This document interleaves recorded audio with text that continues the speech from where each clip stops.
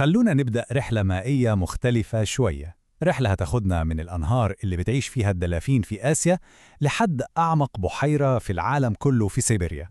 النهاردة هنغوص في أسرار النظم البيئية للمياه العذبة في قارتين آسيا وأوروبا، وهنشوف إزاي كل نقطة مياه ليها قصة حياة خاصة بيها. طيب، عشان نبدأ خلونا نفكر في سؤال ممكن يبان غريب في الأول. يا ترى إيه اللي ممكن يربط بين دلافين بتعيش في أنهار آسيا وبين أعمق بحيرة في العالم؟ صدقوني الإجابة هتفاجئنا كلنا. الإجابة ببساطة هي إن الرابط ده موجود في 3 عوالم رئيسية للمياه العذبة، وهي دي العوالم اللي هنستكشفها النهاردة. أولاً نظم الأنهار، ثانياً نظم البحيرات، وأخيراً نظم الأراضي الرطبة. وكل واحد من دول ليه حكاية مختلفة تماماً عن التاني. وخلينا نبدأ رحلتنا مع أول عالم، الشرايين الحيوية لكوكبنا، الأنهار. هنا القصة كلها عن الحياة والتدفق، وهنشوف الفرق الشاسع بين أنهار آسيا وأنهار أوروبا. وهنا بقى بيجي السؤال المهم، ليه دايماً بنسمع إن أنهار آسيا أغنى بكتير في التنوع البيولوجي من أنهار أوروبا؟ يعني إيه السر ورا الفرق الكبير ده؟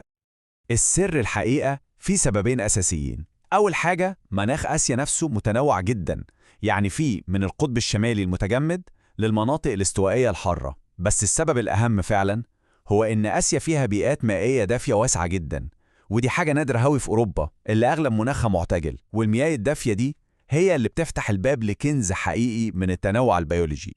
ووجود المياه الدافية دي بيخلينا نشوف كائنات بصراحة الواحد ما يتوقعهاش. بنتكلم عن سلاحف نهرية وتماسيح، والمفاجأة الكبيرة بقى دلافين نهرية. أيوة زي ما سمعتوا كده، دلافين عايشة في أنهار آسيا الدافية، وده لوحده بيورينا قد إيه البيئة دي استثنائية. ولما بنتكلم عن عظمة أنهار آسيا لازم نقف عند نهر الميكونج. النهر ده مش أي نهر وخلاص، ده بيحتل المركز الثالث مش في آسيا، لا، على مستوى العالم كله من حيث التنوع البيولوجي. تخيلوا، رقم مرعب بيحكي قصة لوحده. طيب نروح الناحية التانية لأوروبا. هناك هنلاقي نهر الدانوب. صحيح تنوعه البيولوجي مش بيوصل لعظمة الميكونج، بس هو بيعتبر قلب التنوع البيولوجي في القارة الأوروبية، بالذات منطقة الدلتا بتاعته اللي تعتبر من أهم المحميات الطبيعية في العالم كله، ومكان آمن لآلاف الكائنات. كده خلصنا كلام عن الأنهار الجرية. تعالوا بقى ننتقل للبحيرات العملاقة، الخزانات الضخمة للمياه العذبة على كوكبنا. وفي الحكاية دي كل قارة ليها البطل بتاعها. في آسيا البطل هو بحيرة بايكل، ودي طبعاً بلا أي منازع. أما في أوروبا البطل هي بحيرة لادوجا. الاتنين عمالقة فعلاً، بس قصة كل واحدة منهم مختلفة تماماً عن التانية. نبدأ ببايكال. بايكال مش بس بحيرة كبيرة، دي أعمق بحيرة على كوكب الأرض كله. العمق بتاعها ده بيخليها عالم تاني خالص، عالم تحت المية. وبسبب العمق الرهيب ده بايكل بتاخد لقب تاني، وهو إنها أكبر خزان للمياه العذبة في العالم.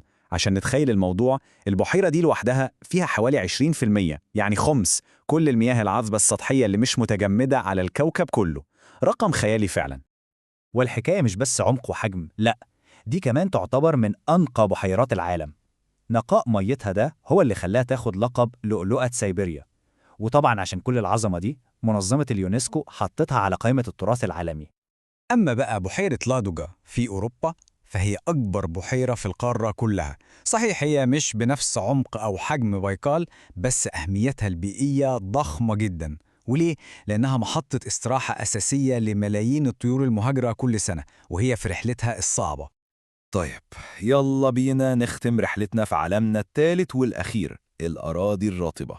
ممكن كتير مننا ما بيديش للنظم دي أهمية كبيرة، بس في الحقيقة هي بتلعب دور حيوي جدا كمنظم لكوكبنا كله. وهنا بنكتشف معلومة مدهشة جدا. آسيا حرفياً متربعة على عرش العالم في مساحة الأراضي الرطبة، يعني فيها أكبر مساحة من أي قارة تانية على الكوكب، وده بيديها دور محوري وأساسي في تنظيم مناخ العالم.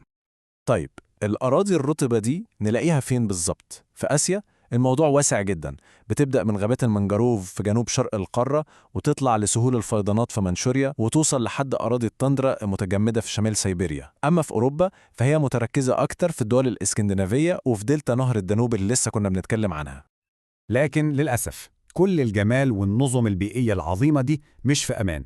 في أخطار مشتركة بتهدد كل عوالم المياه العذبة دي في كل مكان في العالم. التهديدات دي في منها حاجات بشرية مباشرة زي بناء السدود والتلوث والصيد الجائر، وفي تأثيرات أوسع زي التغير المناخي. بس خلوا بالكم من حاجة، في تهديد معين بيستهدف الأراضي الرطبة بالذات، وهو تجفيفها عن عمد عشان تتحول لأرض زراعية. والتهديد ده بالذات هو اللي بيوصلنا لأخطر نقطة في الموضوع كله. بس استنوا، في تهديد خفي تاني ومقلق أكتر بكتير، مرتبط بتدهور الأرض الرطبة دي. تهديد تأثيره مش بس على الكائنات اللي عايشة فيها، لأ، ده بيتجاوز حدود النظام البيئي نفسه.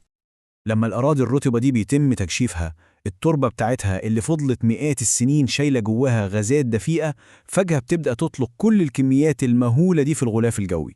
الموضوع أشبه بأننا بنفتح قنبلة موقوتة، قنبلة بتؤثر على مناخ الكوكب كله.